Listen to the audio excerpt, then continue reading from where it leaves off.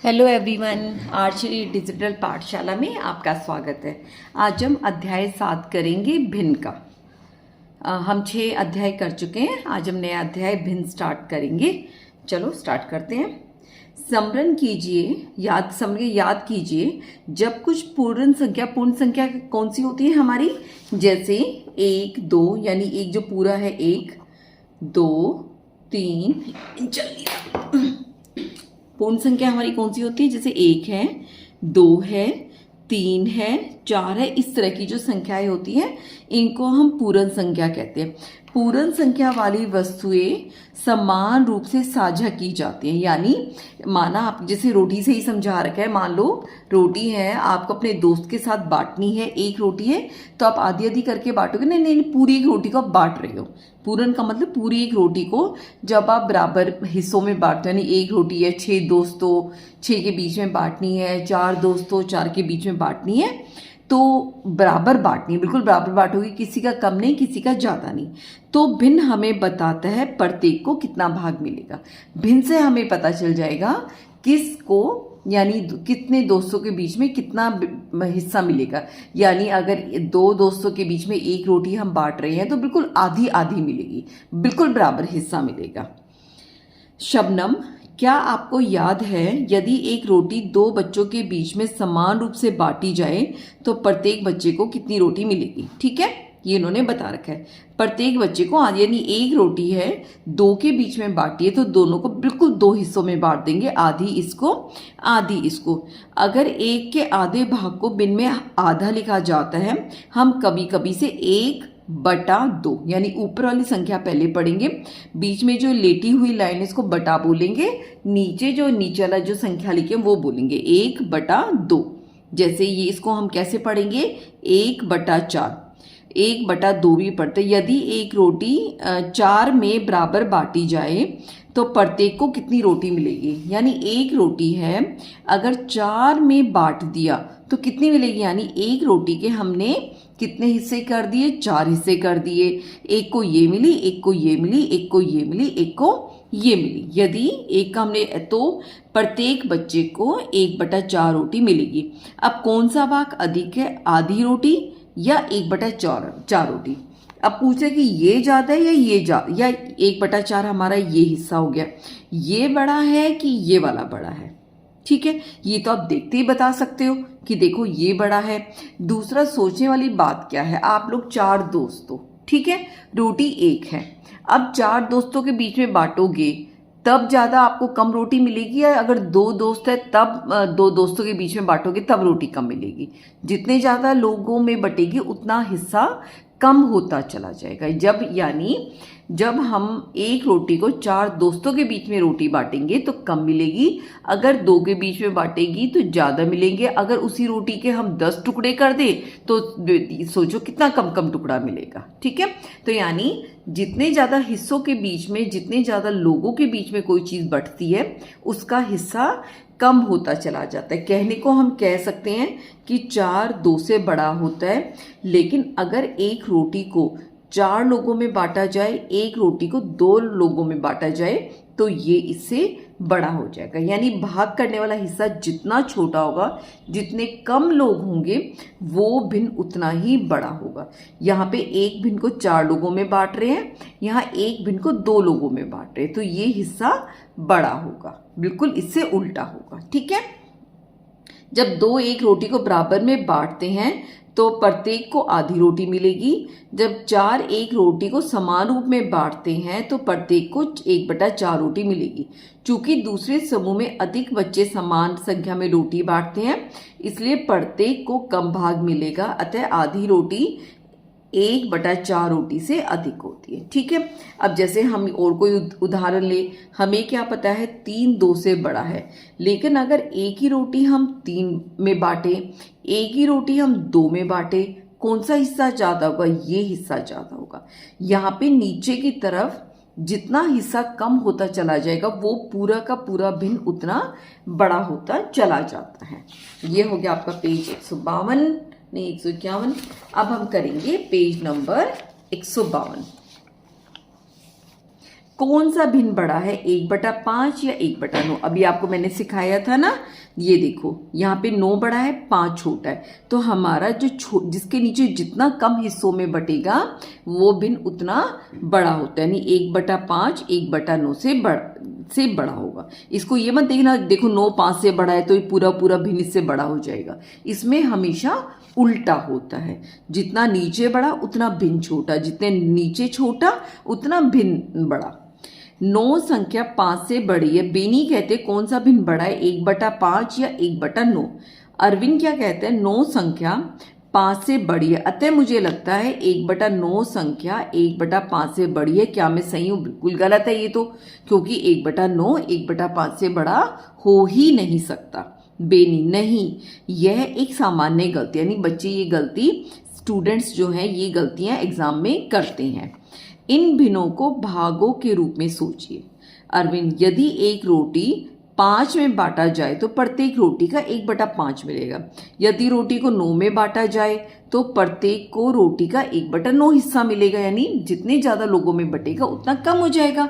बेनी का बिल्कुल सही। अब पुनः सोचिए कौन सा भाग अधिक है? कौन सा भाग अधिक है? 1/5 वाला। अरविंद, यदि मैं किसी वस्तु को अधिक लोगों में बांटता हूं तो मुझे कम भाग प्राप्त होगा, अतः 1/5 बड़ा है 1/9 से। बेनी, अब सही समझे। तो ये देखो 1/100 तो 1/100 1/200 से अधिक है, क्योंकि ये बड़ा है, यानी एक रोटी को इतने हिस्सों में बांटना, एक रोटी को 100 हिस्सों में बांटना। दूसरा हम कह सकते हैं 200 100 से बड़ा है, इसलिए 1/100 जो है 1/200 से बड़ा होगा। जब एक इकाई को कई समान भागों में विभाजित किया जाता है तो प्रत्येक को भिन्नात्मक इकाई कहा जाता है। यानी अगर एक ही चीज है, ठीक है, 2 की बात नहीं करें, 3 की बात नहीं करें, तो इसको हम कहते हैं भिन्नात्मक इकाई। यदि एक के कई हिस्से किए, जैसे यहाँ पे 1 के 2 हिस्से करे, 1 के 3 हिस्से करे, 1 के 4, 1 के 5, 1 के 6, 1 के 10, ऐसे बढ़ते चले गए, तो ऐसी संख्याओं को जिसमें ऊपर 1 हो आपको पता होगा भिन्न में, जैसे कोई भिन्न लिखी हुई है, माना 1/4 एक भिन्न लिखी हुई है, तो ऊपर वाले अंक को हम अंश कहते हैं और नीचे वाले हिस्से को हर कहते हैं। अगर अंश 1 है तो इसको हम इकाई भिन्न ना कह के भिन्नात्मक इकाई कहते हैं। क्या कहते हैं? भिन्नात्मक इकाई। ये सभी भिन्नात्मक इकाइयां हैं, क्योंकि इसमें जो ऊपर का यानी अंश सब में 1 है। हम कभी कभी भिन्नात्मक इकाई को इकाई भिन्न भी कह देते हैं। इकाई का मतलब यूनिट, इसको यूनिट फ्रैक्शन भी कहते हैं। इकाई को हम बोलते हैं यूनिट और भिन्न को कहते हैं फ्रैक्शन। तो हम क्या बोल सकते हैं? Unit fraction. अब आते हैं, आइए पता लगाइए रिक्त स्थानों को भिन्न संख्याओं। और एक और चीज बता रही हूं, अगर बांटना है, मान लो 1 है, यहां मैं बताती हूं, आपके पास एक कोई भी चीज है, मान लो एक हमने आयत ले लिया, इसको हमने 2 हिस्सों में बांटना है, तो या तो बिल्कुल हम ऐसे 2 बराबर बांटेंगे, ये इसके बराबर होना चाहिए, या हम ऐसे भी बांट सकते हैं, यानी ये हिस्सा इसके बराबर हो गया, लेकिन यही को हम ऐसे नहीं बांट सकते, तब हम कहेंगे भिन्न नहीं बना, क्योंकि इसमें देखो एक छोटा हो गया एक बड़ा हो गया, इसमें ये दोनों बराबर थे, ये दोनों बराबर थे, आप इसको ऐसे भी काट सकते हो तो भी हमारा बराबर जाएगा, लेकिन हम ऐसा नहीं कर सकते कि एक हिस्सा छोटा हो गया और एक हिस्सा बड़ा हो गया, ये गलत हो जाएगा। जहां पे जब इकाई की बात, हम भिन्न की बात करते हैं तो बिल्कुल बराबर बंटना चाहिए। ठीक है, अब स्टार्ट करते हैं। आइए पता लगाइए, रिक्त स्थानों में भिन्न संख्याओं को भरिए। 3 अमरूदों का भार 1 किलोग्राम है। यदि वे लगभग समान आकार के, यानी 3 अमरूद है, तकरीबन सेम साइज है उनका, तो प्रत्येक अमरूद का भार लगभग कितने किलोग्राम होगा? इसमें क्या है, 1 किलोग्राम है, कितने हिस्सों में बांटा है, कितने अमरूदों में बांटा है? 3 में, तो क्या हो जाएगा 1/3 किलोग्राम, यानी एक चीज को 3 में, यानी 1 किलोग्राम को 3 अमरूदों में बांट दिया, तो ये अब 1 का हिस्सा आ जाएगा कि 1 अमरूद का 1/3 किलोग्राम भाग है। जैसे हमने रोटी को बांटा था 2 हिस्सों में, तो प्रत्येक को हिस्सा मिला था 1/2 1/2, यानी एक रोटी को 2 में बांट दिया, तो एक हिस्सा इसका हो गया, एक हिस्सा इसका हो गया। इसी तरह 3 अमरूद हैं, 3 हिस्सों में 1 किलोग्राम अमरूद हैं, तो उन सब का भार कितना हो जाएगा? 1/3। एक थोक व्यापारी ने 1 किलोग्राम चावल को समान भार के 4 पैकेटों में पैक किया। प्रत्येक पैकेट का भार, ये भी वही चीज है, 1 किलो है, इसके कितने हिस्से बना दिए? 4, तो हर एक का भार कितना हो जाएगा? 1/4 किलोग्राम। 4 मित्रों ने 3 गिलास गन्ने के रस का ऑर्डर किया, इसे आपस में बराबर बांटा। यहाँ पे क्या है? 4 लोग हैं, लेकिन ये अब हमारी भिन्नात्मक इकाई नहीं है या इकाई भिन्न नहीं है, क्योंकि अब ऊपर 1 नहीं है, लेकिन तरीका वही सेम है। कितने गिलास है? 3 गिलास है। जिनको बांटना है वो ऊपर जाएगा, और कितने लोगों में बांटा है वो नीचे जाएगा। ऊपर 3 गिलास है, कितनों में बांटा? 4 मित्रों में, तो 3/4। समझ गए बात को, कि जितना हिस्सा बांटना होता है वो ऊपर आएगा, और जितनों में बांटा है वो नीचे आता है। समझ गए? फिर से, जिसको बांटना है वो ऊपर, जितनों में बटा है वो नीचे। ये अंश, ये हर, ये अब सिंपल भिन्न बन गया, इसको हम भिन्न बोलेंगे, और जो ये था इसको इकाई भिन्न बोलेंगे। ठीक है, क्वेश्चन नंबर 3 तक क्लियर हो गया होगा सब कुछ। अब आते हैं प्रश्न नंबर 4 पर, जो हमारा है पेज नंबर 153। एक बड़ी मछली का भार आधा किलोग्राम है, एक छोटी मछली का भार 4 किलोग्राम है। दोनों का सम्मिलित वजन यानी इकट्ठा बताना है, तो इसको हमें जोड़ना पड़ेगा। भिन्न को जोड़ने के तरीका होता है, वो मैं आपको आगे और डिटेल में आएगा, अभी मैं मोटा मोटा बता देती हूँ। क्या है? लिखते हैं, बड़ी मछली का भार कितना है? 1/4 किलोग्राम। यही है? नहीं सॉरी, 1/2 किलोग्राम। ठीक है, अब क्या है? छोटी मछली का भार कितना है? 1/4 किलोग्राम। अब क्या है? सम्मिलित भार, यानी दोनों को जोड़ना है। सम्मिलित कैसे लिखते हैं? ऐसे,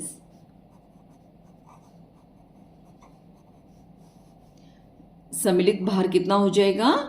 इन दोनों को जोड़ना, यानी 1/2 जमा 1/4 किलोग्राम। ठीक है, ये बाद में किलोग्राम लिख देंगे, लिखना चाहो तो लिख लो। लेकिन इनको जोड़ने के लिए क्या होता है? दोनों नीचे का जो हमारा हर वाला हिस्सा है ये बराबर होना चाहिए। अगर ये 2 है, ये 4 है, हम इसको नहीं जोड़ सकते। अब 4 का 2 बनाना बड़ा मुश्किल है, बड़े को छोटा करना बहुत मुश्किल होता, लेकिन हम छोटे को बड़ा आसानी से कर पाते। अब देखो, बड़ा बच्चा हो गया कोई, अब आप बड़े हो गए, तो हम आपको छोटा कर सकते? नहीं कर सकते, आपको और बड़ा कर सकते। तो इसी तरह हम 2 को बड़ा कर सकते हैं। 2 को 4 कैसे करेंगे? अगर हम इसको 2 से गुना कर दें। अब अपनी मर्जी का तो चलेगा नहीं मैथ्स की, जब मन करा हमने 2 से गुना कर दिया, 2 से भाग कर दिया। लेकिन मैथ में एक अच्छी बात होती है, जैसा आप एक तरफ करोगे बिल्कुल वैसा आपको दूसरी तरफ करना पड़ेगा। यानी अगर हमने 1 को 2 किया, यानी बराबर हिस्सा चलता है मैथ में, अगर यहाँ पर नीचे हमने 2 से गुना किया तो ऊपर भी 2 से गुना कर दो, फिर मैथ्स को कोई दिक्कत नहीं है कि हर चीज बराबर चाहिए, भेदभाव नहीं चलेगा कि नीचे गुना कर दिया ऊपर वाले का गुना नहीं किया। अब दोनों को ऊपर नीचे गुना कर दिया, अब क्या हो जाएगा? ऊपर 2, 2 एकम 2, नीचे कितना हो गया? 2 दूनी 4 जमा 1/4, तो पहले ही था, किलोग्राम हो गया। अब ये देखो, अब दोनों तरफ 4-4 हो गए, है ना? अब हम इनको जोड़ सकते हैं।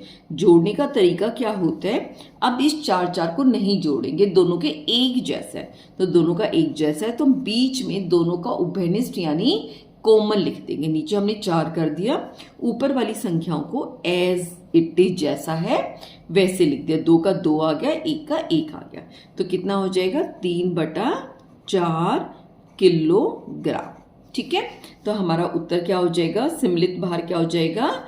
3/4 किलोग्राम। ठीक है, ये सवाल आपने ऐसे करना है, लेकिन अभी जोड़ आपका आगे और डिटेल में आएगा। ये हमारा प्रश्न नंबर 4 हो गया। अनीता से ज्ञान। भिन्न शब्द का प्रयोग और नामांकन भारत के बहुत पहले से, प्राचीन काल से होता आ रहा है। ऋग्वेद, हमारे 4 वेद है, ऋग्वेद, अथर्ववेद, सामवेद, एक वेद और होता है। और में भिन्न 3/4 को त्रिपद, ऊपर 3 है ना, तो 3 से त्रिपद कहा गया है। इसका वही अर्थ है जो आजकल भारतीय भाषाओं में 3/4 के लिए प्रयुक्त शब्द होते हैं। जैसे हिंदी में बोलचाल की भाषा में इसको 3 पाव भी कह सकते हैं, काफी लोग इसको पौना भी कहते हैं कि पौना हो गया, ठीक है। तमिल में मुक्काल कहते हैं। वास्तव में भिन्न के लिए जो शब्द हम आज प्रत्येक भाषाओं में प्रयोग करते हैं वे प्राचीन समय से चले आ रहे हैं, ठीक है, प्राचीन जमाने से चले आ रहे हैं। आपके घर, नगर या राज्य में विभिन्न भाषाओं में भिन्नों के लिए उपयोग होने वाले शब्दों को खोजिए एवं उन पर चर्चा कीजिए। अपने दादा दादी, माता पिता, शिक्षकों और सहपाठियों से पूछिए कि वे विभिन्न भिन्नों के लिए कौन कौन से शब्दों का उपयोग करते हैं। जैसे 1 और आधा, 3/4, 1/4, आधा, चौथाई, 2 और आधा, इन्हें यहाँ लिख लिए। जैसे 1 और आधा, इसको हम कैसे लिखेंगे? 1 और आधा को कैसे लिखे? 1 तो है ही और उसमें आधा और जोड़ दिया, ठीक है। 3/4 को कैसे लिखेंगे? यानी 3/4, यानी जो 3 वाला हिस्सा 4 लोगों में बट गया। 1/4, 1 वाला हिस्सा 4 लोगों में बट गया।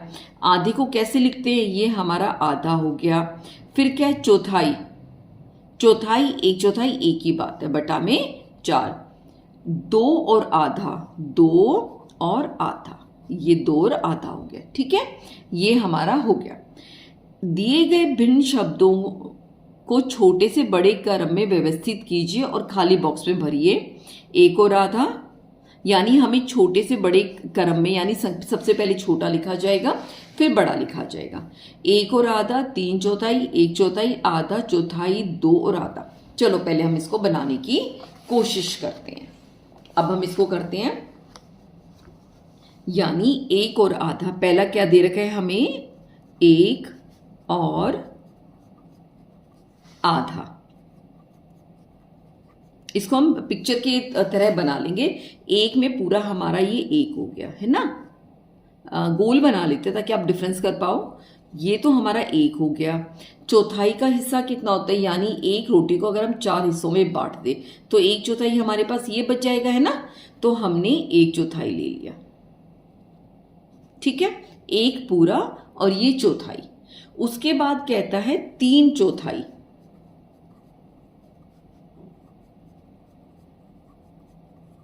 यानी जो हमारा ये चौथा हिस्सा बना है उसके 3 लेने हैं। यानी 1 हमने ये ले लिया, 1 हमने ये ले लिया और 1 हमने ये ले लिया। 3/4 हो गए। 1/4 हमने 3 हिस्से ले लिए। उसके बाद है 1/4,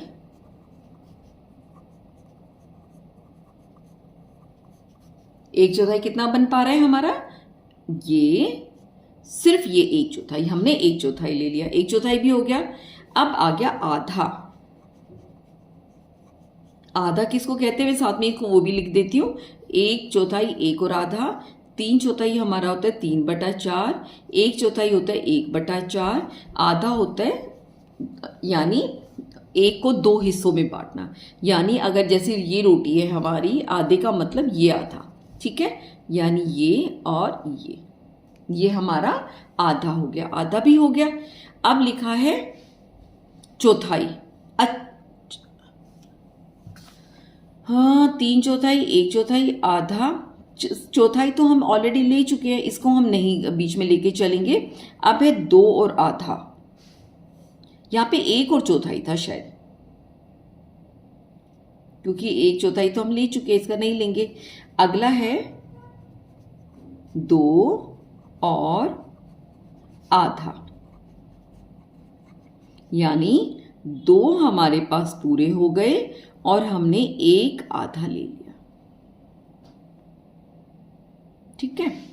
मुझे लगता है कुछ और होना चाहिए इसमें। देखो 1 और आधा हमने ले लिया, 3/4 ले लिया, हमने 1/4 ले लिया। मैं इंग्लिश की बुक चेक करती हूँ, उसमें ठीक लिखा होता है, हिंदी वाली बुक में मिस प्रिंट हो जाता है। Page number 153।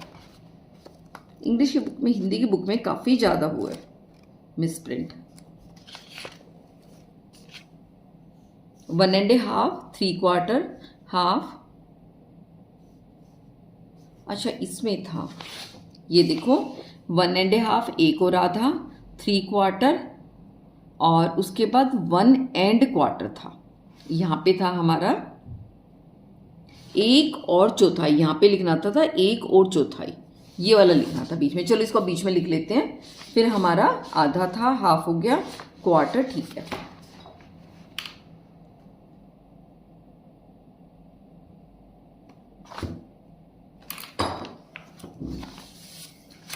अच्छा आधा में हमने, सॉरी, ये जो मेरा आधा है ये आधा इतना था, ये आधा, तो हमारा ये ना लेके हम ये लेंगे, ठीक है। चलो कोई नहीं, मैं दोबारा बना देती हूँ सारा का सारा, इसमें गड़बड़ हो गई। इसको हम ठीक करते हैं। ये 1/4 है, 1/4 है, ठीक है। क्या करेंगे हम, पहला ये हमारा 5वां है, 1/8, कितना हो जाएगा, इसको हम इस तरह लिखेंगे 1/8 यानी 1 पूरा और 1 हमारा आधा, ठीक है।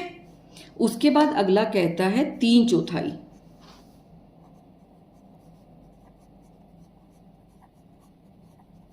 3/4 कितना हो जाएगा, 3/4, यानी हमने चौथाई के कितने हिस्से लेने, 3 लेने, 1 2, यानी 1/4 के हमें कितना, एक जो चौथाई दे रखा उसके 3 हिस्से लेने हैं।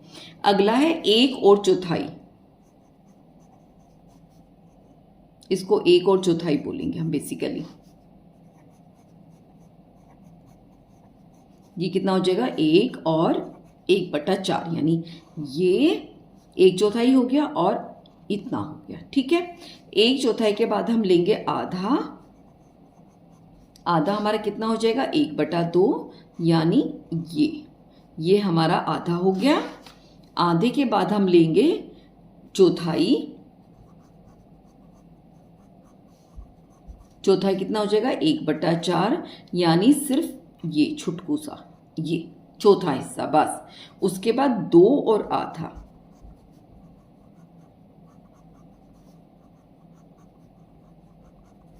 दो और आधा में कैसे हो जाएगा, 1 2 और आधा, आधा के 2 और आधा है ना, ये आधा हो जाएगा। इसको हम लिखेंगे कैसे, 2 और आधा, ठीक है। 2, इसको 2.5 भी बोलते हैं। अब हम इस जो ये वाली है हमें दे रखा है, इसको छोटे से बड़े में लगाना है। यानी सबसे पहले देखोगे इस पिक्चर में ये सबसे छोटा हमारा कितना है, ये वाला 1/4, छोटे से बड़े क्रम में लगाना है। तो हम यहाँ सबसे पहले लिखेंगे चौथाई, ये हमने ले लिया है। इससे बड़ा है हमारा, ये दिख रहा है ना बच्चों, आधा, आधे से इससे बड़ा, इसमें 1 पूरा है, इसमें 2 पूरे, इसमें 1 पूरा है, ये 1 पूरे हुए बिना रह जाता है, यानी ये कितना है, 3/4,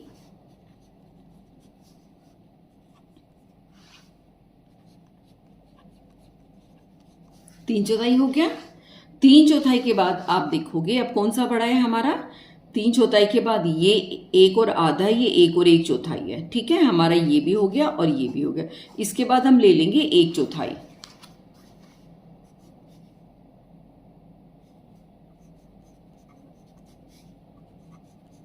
1/4 का मतलब 1 और चौथाई, ठीक है।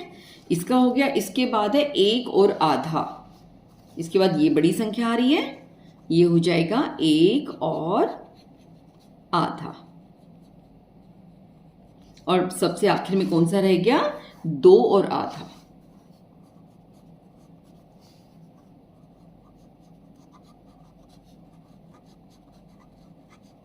ठीक है। ये हमारा सारा एक छोटे से बड़े क्रम में हमने क्वेश्चन नंबर जो हमारा 5 है, आखिरी वाला, ये हमने कर दिया, ठीक है। आज हम ये वीडियो यहीं ख़त्म करते हैं। वीडियो कैसे लगी कमेंट करके ज़रूर बताना, फिर हम कल नेक्स्ट पार्ट इसका डालेंगे। तब तक अपना ध्यान रखना, टेक केयर।